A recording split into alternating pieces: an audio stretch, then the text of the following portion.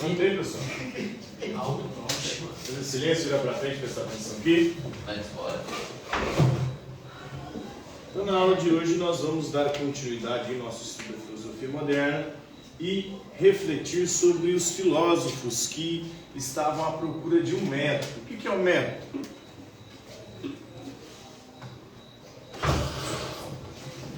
O que é o método? O que é o método? Uma forma É um jeito de chegar em algum lugar. Um jeito, uma maneira, uma forma. Método é uma palavra de origem grega, significa caminho. Talvez você estava à procura de um caminho para se chegar a um conhecimento certo, seguro e verdadeiro. Como é que a gente tem que proceder para chegar a um conhecimento certo, seguro e verdadeiro? Pesquisando o quê? Estudando o quê? Depende do conteúdo que você quer. Aí você se aprofunda e vê. Cada filósofo vai desenvolver um método diferente, que segundo eles nos levaria a um conhecimento certo, seguro e verdadeiro. Vamos começar pelo Francis Bacon. É Bacon mesmo? Isso, Francis Bacon, um filósofo inglês que viveu no início da modernidade. Antigamente havia o costume de se traduzir nomes. Vocês sabiam disso? A maior parte dos nossos nomes são traduções. Meu nome Pedro vem do latim Petrus e vem do hebraico Cefas. Cefas? Vem da Bíblia, né? De Pedro, o apóstolo. E na Bíblia, em hebraico, o aramaico é Cefas, significa pedra, rocha. Jesus muda o nome de Pedro, né? Na verdade ele se chamava Simão. Simão significa caniço, ou algo quebradiço, algo fácil de ser quebrado. Aí Jesus muda o nome. Você vai deixar de ser Simão, algo fácil de ser quebrado, e agora se tornará Cefas, pedra, rocha.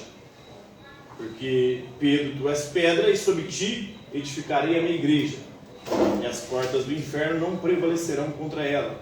Te darei a chave do reino dos céus. Tudo que ligares aqui na terra será ligado também no céu, e tudo que desligares aqui na terra será desligado também no céu. Por isso que o povo fala que São Pedro que abre as comportas do céu quando chove, né? A São Pedro está bravo, porque Deus, ou Jesus, ele dá a ele a chave. Então Pedro é uma tradução de Petrus e de Cefas. Francis Bacon também é uma tradução. Eu tenho um livro lá em casa do Karl Marx, começo do século XX, 1900 e pouquinho. E não é Karl Marx, está lá. Qual seria a tradução de Karl Marx? Camilo? Carlos Marx, né? E Francis Bacon? Como é que a gente traduziria para o português Francis Bacon? Francisco Bacon. Francis é o diminutivo de Francisco, né? Como é que é o diminutivo de Francisco para a gente?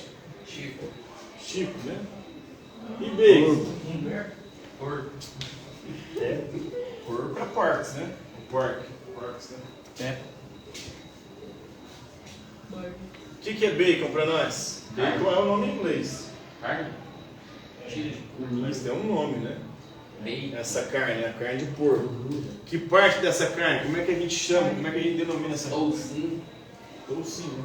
É sério? É. Se a Chico gente fosse traduzir o nome de Francis Bacon, ele seria o famoso Chico Toucinho, né? O Francis Bacon é um filósofo empirista. O que significa isso? Empirista vem do grego, significa, do grego imperé, significa experiência. Experiência sensível. Ou seja, nós conhecemos graças aos 5 sentidos. Quais são os 5 sentidos? Visão, audição, tato, paladar e olfato, né? São os 5 sentidos. É graças a isso que a gente conhece. Então o método do conhecimento ele começa por aí. Tudo que nós conhecemos graças aos 5 sentidos. Visão, audição, tato, paladar e olfato. Graças à experiência sensível. E ele vai elaborar uma teoria chamada teoria dos ídolos. O que é um ídolo? Ídolo. Uma pessoa que Hoje em dia as pessoas interpretam o conceito de ídolo como se fosse uma pessoa famosa, que tem muitos fãs. Na verdade, deve ser algo. Mas o ídolo tem origem bíblica também. Alguma coisa que se inspira. Isso aí hoje em dia, né? A gente se inspira, alguém que você acha foda, você é fã, alguém que você idolatra. Mas essa palavra tem uma origem, a origem é lá na Bíblia. Idolatrar. O que é idolatrar na Bíblia? Adorar. Adorar o quê? Uma imagem, um Deus falso. Por isso que na Bíblia tem a proibição de fazer imagem de outros deuses. O primeiro mandamento, amar a Deus sobre todas as coisas e não fazer para si imagens de outros deuses. A imagem é um ídolo. O ídolo é um falso Deus. Na Bíblia. E aí quando você idolatra alguém, você está endeusando alguém, um ser humano. E colocando esse ser humano no lugar de Deus. Eu tenho um amigo que idolatra o Cristiano Ronaldo. Se o Cristiano Ronaldo aparecesse na frente dele, ele daria mais de Copa. CR7 eu tenho certeza. Nunca vi daquele jeito. O cara chorou na Copa do Mundo porque foi eliminado e ele nunca mais ia jogar uma Copa. Fiquei mal também, pessoal. Velho. Tinha que ser tão triste. Pois é. Que dó. Então, tem muita gente que idolatra, né? Coloca o cara no pedestal como se fosse um deus. Aqui o ídolo para o Francis Bacon é uma outra coisa, mas inspirado nessa mesma ideia de falsidade. O ídolo é um falso deus. Aqui para o Francis Bacon, o ídolo é um falso conhecimento, uma falsa noção que impede o progresso da ciência. E existem 4 tipos de ídolos que atrapalham o progresso da ciência. Os ídolos da tribo são os ídolos da natureza humana. A natureza humana é imperfeita, nós somos seres imperfeitos. E por sermos imperfeitos, a gente comete erros. E um dos erros é produzir falsas noções, preconceitos. Outro tipo de ídolo para eles são os ídolos da caverna. Enquanto indivíduos, a gente também comete erro. Vocês lembram da caverna de Platão? O mito da caverna de Platão? Platão pede para as pessoas imaginar. Imagine o seguinte: indivíduos que nasceram, cresceram e viveram toda a sua vida dentro de uma caverna, presos, acorrentados, voltados para uma parede. Atrás deles tem uma fogueira, onde as pessoas passam com objetos na frente da fogueira, projetando sombras na parede. Tudo que esses indivíduos viram durante toda a sua vida foram sombras. Então, para eles, a realidade se resume àquelas sombras. Não há nada além daquelas sombras. Seria como se a gente tivesse nascido, crescido e vivido toda a nossa vida dentro de um cinema, assistindo filmes, presos ali na poltrona, sem nunca sair dali. A gente achava o quê? Que os filmes eram realidade. Para Platão, isso não era a verdadeira realidade. É como esse mundo sensível que nós vivemos. Pelo fato de a gente ter nascido, crescido e passado a nossa vida inteira nesse mundo, a gente acha que isso aqui é a realidade. Mas esse mundo aqui é um mundo de ilusão. O verdadeiro mundo está além desse aqui. Como a gente chega lá? O nosso corpo vai morrer, mas a nossa alma pode ir para lá, desde que a gente busque o conhecimento.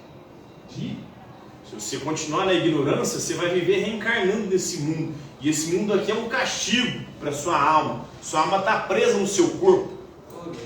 Seu corpo é a prisão da sua alma. Até você aprender. Oi? Até você aprender.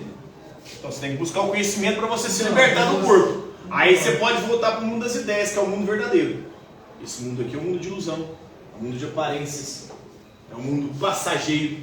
Aqui tudo passa. Até o passa. Aqui tudo muda, até bermuda. Nossa, Aqui é tudo passageiro. Até o motorista e o cobrador agora estão vindo passageiro, né? Isso.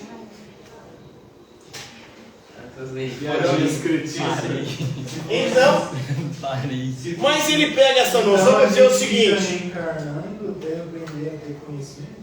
até você atingir um conhecimento que te liberta desse corpo. Isso eu acho conhecimento. Oi? Isso eu Não acho sei. conhecimento.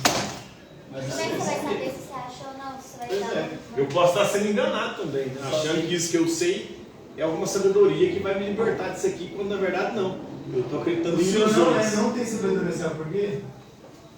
Porque só se Esse ano eu não consigo nem identificar o que Pois é. E sabedoria, né? Existem 4 tipos de conhecimento: dados, informações, conhecimento e sabedoria. Qual que é a diferença entre um e outro? Dados você usa para jogar. Não, isso aí é o tipo de dado, né? Sabedoria. Exemplo, nós aqui na sala tem quantos alunos? Até uns 12 hoje. 12. São Eu dados. acho. 12 alunos aqui na sala. Informação é um conjunto de dados. Esses 12 alunos aqui, quantos são homens e quantos são mulheres? Uai, tem que tirar uma coisa ali, tipo, o Rodrigo Ué? Douglas, já é mulher, tá ligado? Duas. Então você vai dividir. Aí tem tantos homens e tantas mulheres. Já tem uma informação. Já juntou um conjunto de dados. O conhecimento é um conjunto de informações. Você já fez informática? Então tem informação que tem tantos homens e tantas mulheres. E eu vou juntar, fazer um estudo sociológico. Quantos dessas pessoas estão nas classes A, B e C? O que é classe do ABC? Rico, classe média e pobre. só é rico, pobre da O senhor pobreza. é pobre ou dá pra entender? Eu nunca dei, né? Mas gosto quem dá pra ver. Ai, cara. Então, isso é conhecimento, é um conjunto de informações. E sabedoria? Sabedoria é você saber o que fazer com o conhecimento, usando para o bem. Então, dado geralmente é um número. Informação é esse conjunto de números, né? Então, informação. Conhecimento é um conjunto de informações. E sabedoria é você saber o que fazer com o conhecimento. Por exemplo, o Albert Einstein ele ajudou, né, com o seu conhecimento a produzir a bomba atômica.